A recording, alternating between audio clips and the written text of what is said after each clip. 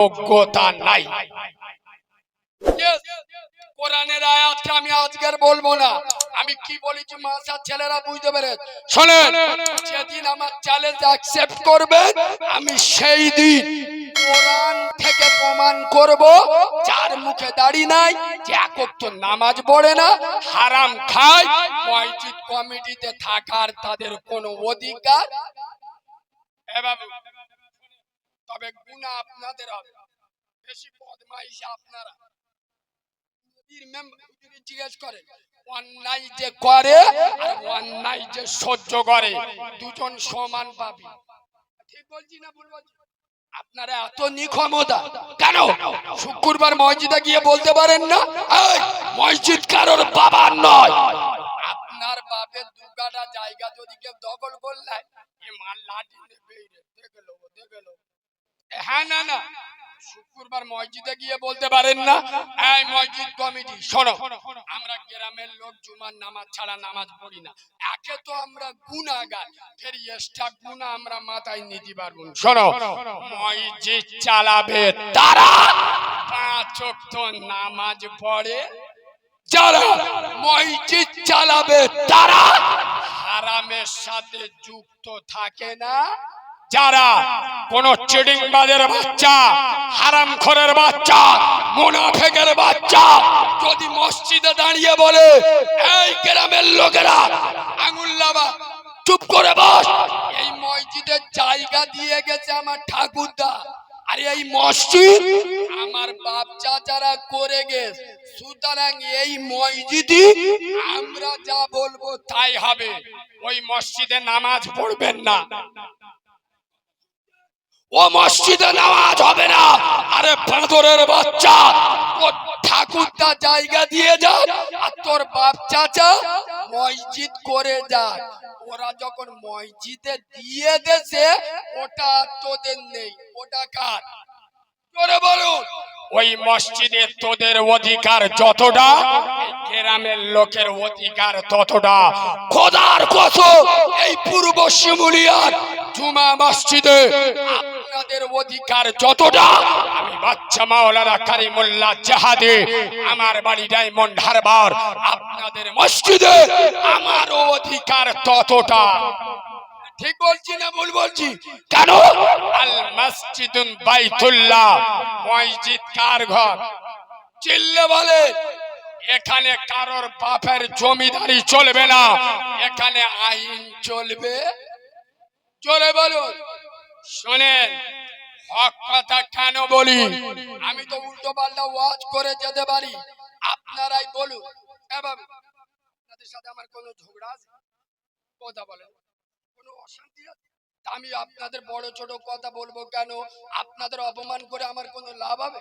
খোদার কসম, আপনাদের ভালোবাসি বলে, কলেমার ভাই বলে কড়া কথা বলছি। আর যেসব আলেমেরা চুমো খেয়ে ওয়াজ করে এরা হলো বোবা শয়তান। সমাজের হক কথা যারা উচ্চ স্বরে বলবে, এই আমি কোত্থেকে হক বলা শিখেছি শুনে নেন।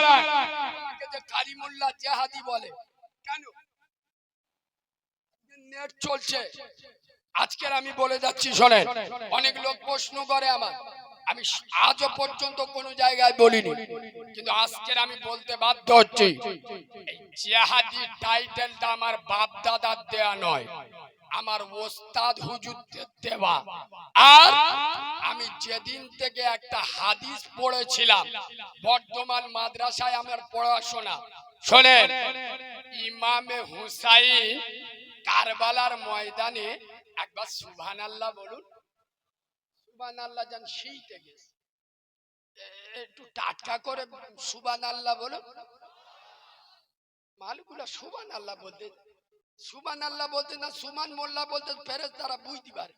একটু মিষ্টি করে সুবহানাল্লাহ বলুন, আর একটু ভালোবাসা দিয়ে সুবহানাল্লাহ বলুন। ইমামে হুসাইন কসম খোদার কারবালার ময়দানে যখন আলী আসগার মারা যাচ্ছে, আলী আকবর মারা যাচ্ছে, একটার পর এক পুরুষগুলো মারা যাচ্ছে, সৈয়দা জয়নাব ইমাম হুসাইনের বোন ইমাম হুসাইনকে আদর করে জড়িয়ে ধরেছে। ভাই সারা দুনিয়া জানে তুমি হকের উপরে, ভাই তুমি নিজেও জানো তুমি হকের উপরে। মদিনার সাহাবারা কারবালায় আসতে নিষেধ করেছিল, ভাই কেন কারবালায় এলে? খোদার কসম, ইমামে হুসাইন সৈয়দা জয়নাবকে জড়িয়ে ধরলেন, আদর করে জড়িয়ে ধরে বলছে, প্রাণের বোন কান খুলে শুনেলে, আমি জানি আমি হকের উপরে, দুনিয়া জানে আমি হকের উপরে।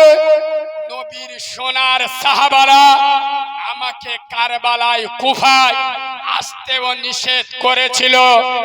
আমি হুসাইন এতটা বিয়াদব নয় যে বড়দের কথা শুনবো না।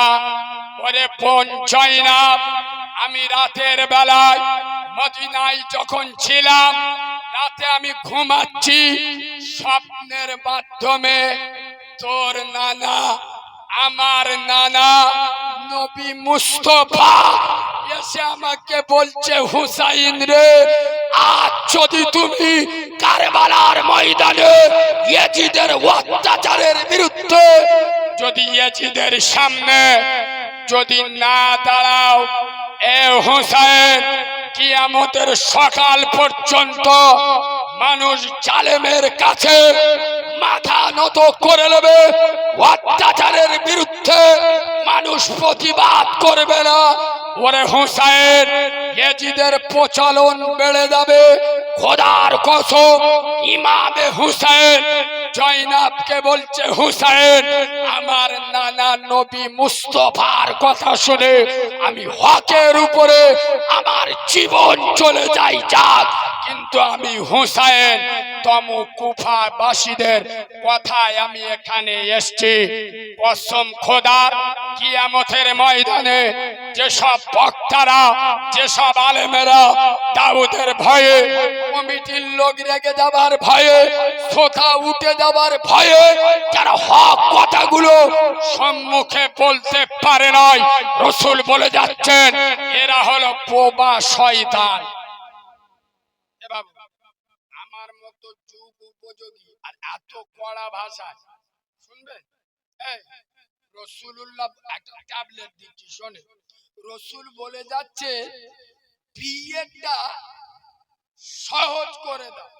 কি বিয়ে? বিয়ে রাসূল বলছে বিয়েটা সহজ করে দাও, জেনা কমে যাবে। কথা শুনছেন? হাদিস রাসূল বলছে বিয়ে সহজ করে দাও, জেনা কমে যাবে। এখন বুকে হাত দিয়ে বলুন তো, বিয়েতে খরচ বেশি না জেনা করতে গেলে খরচ বেশি? আরে বলবেন তো। এখন 500 টাকা দিলে জেনা করা যায়, বিনা পয়সায় অনেক মত জেনা করছে। ঠিক বলছি না ভুল বলছি? কেন এসব আলোচনা সব বক্তা করবে না, শোনে। কেন? বিয়েটা কঠিন হয়ে গেছে। যত গরিব হোক, এখন বিয়ে করতে গেলি কম করে 50,000 টাকা খরচ হবে। কম করে, তার উপর 300 বরযাত্রী, মানে আমার বাপের বোন হয়। কত বড় কাউরা হলি করে, কত বড় খ্রিস্টান। আরে যে 18 বছর ধরে একটা তার কলিজার টুকরা মেয়েকে মানুষ করলো, লেখাপড়া শেখালো, মানুষের মতো মানুষ তৈরি করে দিল, তার কলিজার টুকরা 18 বছরে বাপ আর মেয়ের সম্পর্ক, খোদার কসম, পৃথিবীর সব থেকে পবিত্র সম্পর্ক। ঠিক বলছি না ভুল বলছি? তার কলিজা ছিঁড়ে তোমার হাতে দিচ্ছে। রাসূলুল্লাহ বলে যাচ্ছে, তোমার যদি সামর্থ্য থাকে তাহলে তুমি মেয়ের বাপের বাড়ি থেকে 250টা লোক দাওয়াত করে আরো খাইয়ে দাও। কেন? তাদের কলিজার টুকরা তোমার হাতে দিয়ে দিল, যে মরে গেলে তার কবরটা পর্যন্ত তোমার গ্রামে হবে। সেই কলিজার টুকরা দিয়ে দিল, 250টা লোকের খাইয়ে দাও, যার নাম ওলিমা। এটাই হলো সুন্নাতে রাসূল। আর আজ মুসলমানেরা করে বর যাত্রী মানে সুন্নতে ইবলিস। ঠিক বলছি না ভুল বলছি? আবার বরের দিন কটা চেংড়া বন্ধু সাথে যায়, খবিস মাল, পাক্কা খবিস মাল। খোদার কসম সারা জীবন ওয়াজ করে কোনো কাজে আসবে না। আমি নবীর মেম্বারে বসে বলে যাচ্ছি, সমাজকে পরিবর্তন হতে হবে। ঠিক বলছি না ভুল বলছি? সারা জীবন মৌলবীরা গেজে যাবে, কোনো কাজ হবে না। নামাজ না পড়লে গুনাহ হবে। কে বলে বলো আগো? বড় ভাবির সাথে ওর ভাবি নে, ভাবির হাতটা বগলের ভিতর নে, জলসা বাড়ি ফুচকা খাওয়া জেনা করার গুনাহ হয়, কে জানে না? কচি কচি ভাবি নে ফুচকা দোকানে ঘুরতে। খোদার কসম এরা সব জানে জেনা করা গুনাহ, ব্যভিচারী করা গুনাহ। নামাজ না পড়লে জাহান্নামে যেতে হবে, রোজা না করলে জাহান্নামে যেতে হবে, সব করে কিন্তু মানে জানে, মানে বললি তো রেগে যাবে। আলেমরা বলেন না কেন ইমামতি চলে যাবে? ইমামতি তোয়াক্কা করো না, মসজিদের মেম্বারে দাঁড়িয়ে বলো যারা সুদের টাকা খায় ওরা সব থেকে ছোট গুনাহ আপন মাকে বিয়ে করা। আমার বক্তব্য নেটে গেলে কিছু বাঁদরের বাচ্চা, এদের রক্তের দোষ আছে, এরা উল্টো পাল্টা কমেন্ট করে। বাঁদরের বাচ্চা এতগুলো নেট এখানে আছে, আর এখানে আলেম উলামা আছে। একটা আলেম বলুক আমি এই কথাটা ভুল বলি, আমি তওবা করে এখান থেকে চলে যাব। একটা আলেম দাও। সুদের সব থেকে বড় গুনাহ আল্লাহর সাথে যুদ্ধ করা, আর সুদ খাওয়া সব থেকে ছোট গুনাহ আপন মাকে বিয়ে করা। এই হাদিসটা আলেমরা মুখ দিয়ে বলতে পারবে না, তাহলে আমাদের এনেছিস কেন? এই বাঁদরের বাচ্চা, পার্থ চাঁদাচ্ছির এনে জলসা দে, আমাদের আনছিস কেন? হারামটা হারাম বলবো না, সুদ খেলে মাকে বিয়ে করার গুনাহ এটা আমরা বলতে পারবো না। আমাকে দাওয়াত দিবি না, আমাকে দাওয়াত দিবি, আমি স্টেজে উঠে বলবো নামাজ না পড়লে জাহান্নামে যাবে, সুদ খেলে। আর একটা দিন আপনাদের মসজিদের ইমাম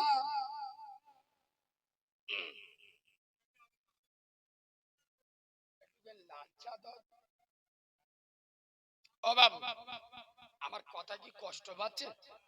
আর একটু বললে আপনাদের অসুবিধা হবে?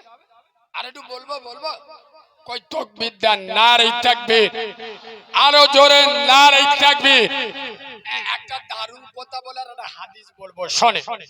আপনাদের মসজিদের ইমাম যদি কাল সন্ধ্যাবেলা ছোট ছোট, বেশি বড় না, ছোট ছোট গেলাস দুধ, বিদেশি মাল, চুল্লু টুল্লু কম দামের না, অফিসার চয়েস, মালগুলো হাসতে যায়, তার মানে চেকে দেখে,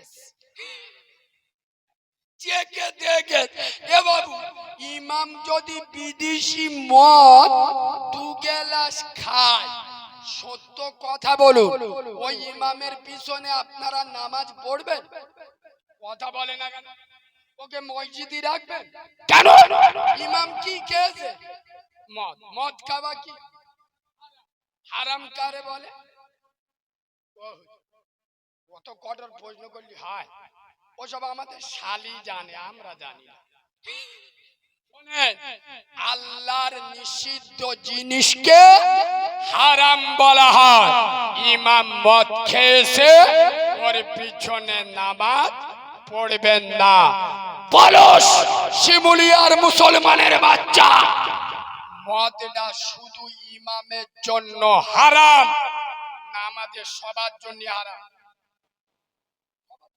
চলে আর একটু এগিয়ে যায়, কাল সকালে ইমাম যদি মসজিদে এলান করে দেয়, গ্রামের লোকেরা যার যার টাকার দরকার আমার কাছে আসবে, 1000 লে যাবি, সপ্তাহে 100 করে বাড়বে, বা ওনার কচি মতো বউটা হাতে এনে বুকের আর্ধেকটা কাপড় সরিয়ে যদি বন্দর লোন আর গ্রুপ লোনের সভাপতি করে দেয়, সত্য কথা বলুন, ওই ইমামের পিছনে নামাজ পড়বেন, ওকে মসজিদে রাখবেন কেন?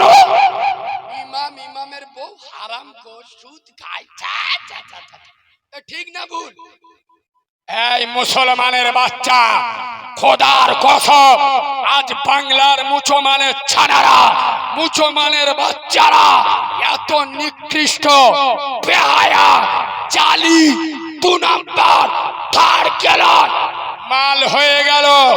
খোদার কসম, এরা মসজিদে মদ করে ইমাম রাখবে না, সুদ করে ইমাম চলবে না, হারাম করে ইমাম নেবে না, কিন্তু মুসল্লি মদ কর, সুদ করে, হারাম করে হলে অসুবিধা। ইমাম যদি সুদ খায়